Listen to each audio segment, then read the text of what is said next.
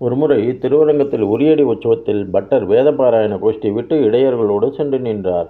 இதை பற்றி விசாரித்ததற்கு அந்த நாள் இடையர்களுக்காக ஏற்பட்ட உற்சவ நாள் ஆனபடியால் பெருமாளின் கடாட்சம் அவர்கள் மீது இருக்கும் என்றும் பெருமாள் கடாட்சம் இருக்கும் இடத்திலே தாம் இருத்தல் வேண்டும் என்று சாதித்தார். ஒருமுறை திருமலை அனந்தாழ்வான் பட்டரிடம் பரமபதநாதனுக்கு 2 திருத்தோள்களா அல்லது 4 திருத்தோள்களா என்று கேட்டார். அதற்கு பட்டர், எவ்வாறாகவும் இருக்கலாம், 2ஆக இருந்தால் பெரிய பெருமாளைப் போல இருப்பார், 4ஆக இருந்தால் நம்பெருமாளைப் போல இருப்பார் என்று சாதித்தார். அம்மணி ஆழ்வான் வெகு தூரத்திலிருந்து வந்து பட்டரிடம் தனக்கு இதத்தை உபதேசிக்கும்படி பிரார்த்திக்க, பட்டர் திருவாய்மொழியில் நெடுமார் கடிமை பதிகத்தை விளக்கி பெருமாளை அறிதல் குறைவாக அருந்துதல் என்றும் அடியார்களை அறிதல் முழு வயிற்று பசிக்கு உண்ணுதல் என்றும் சாதித்தார். பட்டரின் பெருமைகளை கேட்டிருந்த அரசன் ஒருவன் பட்டரிடம் வந்து பொருளாதார உதவிக்காக தம்மிடம் வருமாறு விண்ணப்பிக்க, பட்டர் நம்பெருமாளின் அபயஹஸ்தம், அதாவது அஞ்சேல் என்று உணர்த்தும் திருக்கை திரும்பிக் கொண்டாலும் தாம் மற்றோரிடத்தில் உதவி நாடி செல்வதாக இல்லை என்று சாதித்தார்.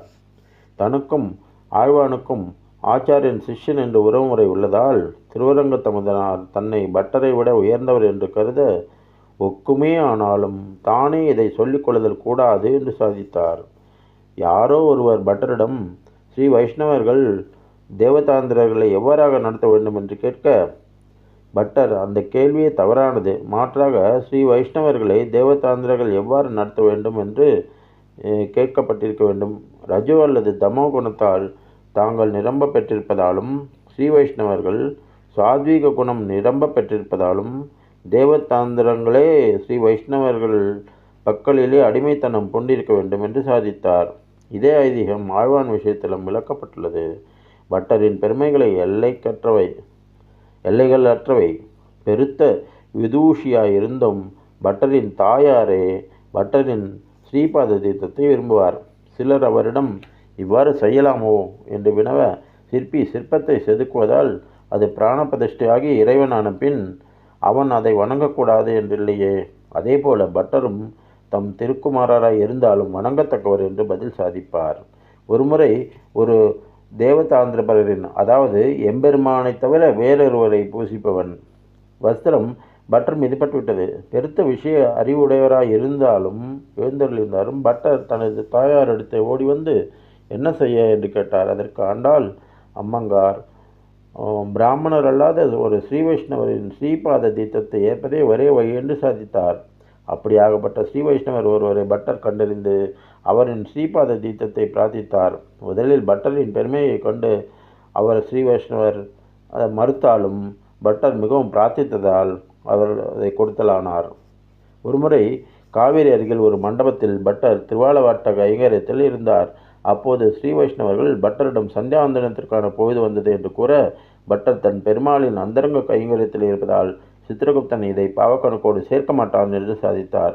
இதே கோட்பாட்டை அழகிய மணவாள பெருமாள் நாயனார் ஆச்சாரிய ஹிருதயத்தில் அத்தானி சேவகத்தில் பொதுவானது நழுவும் என்று விளக்குகிறார். ஆனால் கைங்கரியம் தவிர்த்து மற்ற காரணங்களுக்காக நித்திய கர்மா விடுதலாகாது என்று அறிதல் வேண்டும். ஒருமுறை அத்தியாயோனோற்சவத்தில் ஆண்டாள் அம்மங்கார் பட்டரிடம் துவாதசி பாரணை செய்ய நினைவூட்டினார். அதற்கு பட்டரோ, பெரிய உற்சவ வேளையிலே யாரேனும் ஏகாதசி துவாதசியை நினைவு கொள்வார்களோ என்று கேட்டார். கருத்து யாதெனில், பகவான் அவதத்தில் இருக்கும் வேளையில் உண்டி உள்ளிட்டவர்களை நினைவு கொள்ளுதல் ஆகாது என்பதே ஆகும். மாறாக கர்த்தவியமான ஏகாதசி விரதத்தை அனுஷ்டித்தல் அவசியமில்லை என்பதல்ல. பட்டர் தனது சிஷ்யர்களிடம் சரீரத்திலும் சரீர அலங்காரத்திலும் பற்றைவிட வேண்டும் என்று சாதித்தார். அதற்கு அடுத்த நாளே பட்டர் பட்டு வஸ்திரங்கள், திருவாபரணங்கள் உள்ளிட்டவைகளை சாற்றிக் கொண்டார்.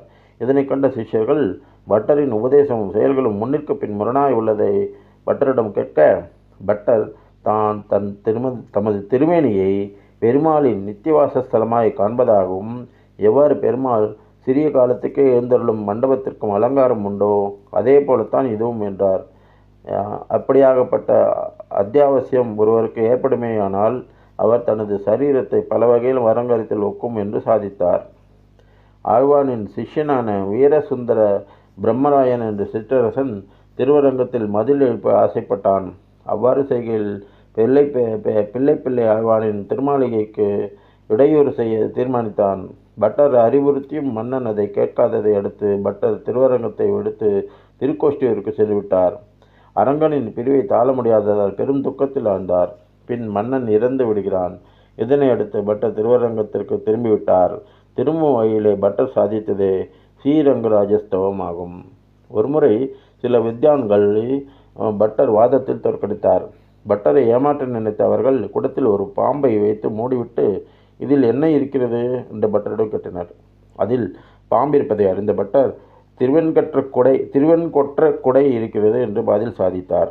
இதை கேட்டு அந்த வித்வான்கள் குழப்பமடைய, பொய்கையாழ்வார் சென்றால் குடையாம் பாசுரத்தில் சாதிப்பதற்கு ஒக்கும் வண்ணம் பாம்பை குடை என்று கூறலாம் என்று சமாதானம் சாதித்தார். ஒருமுறை பெருமாள் நாச்சியார் திருக்கோலத்தை சாற்றிக்கொண்டு பட்டரிடம் தான் ரங்கநாயகியை போல் இருக்கிறாரா என்று கேட்க, பட்டர் எல்லாம் பொருத்தமாக உள்ளன, ஆயினும் திருக்கண்களில் தாயார் வெளிப்படுத்தும் கருணையை நம்மிடத்தை காண இயலவில்லை என்று சாதித்தார். சீதா பிராட்டியும் சக்கரவர்த்தி திருமணாரையும் கண்டு அனுமன் சீதையே அழகிய கண்கள் உடையவள் என்று, ராமனை காட்டிலும் கண்களில் அழகு பெற்றவள் என்று கொண்டாடியதை இது நமக்கு நினைவூட்டுகிறது. ஸ்ரீ ரங்கநாயகி மீது பட்டர் கொண்டுள்ள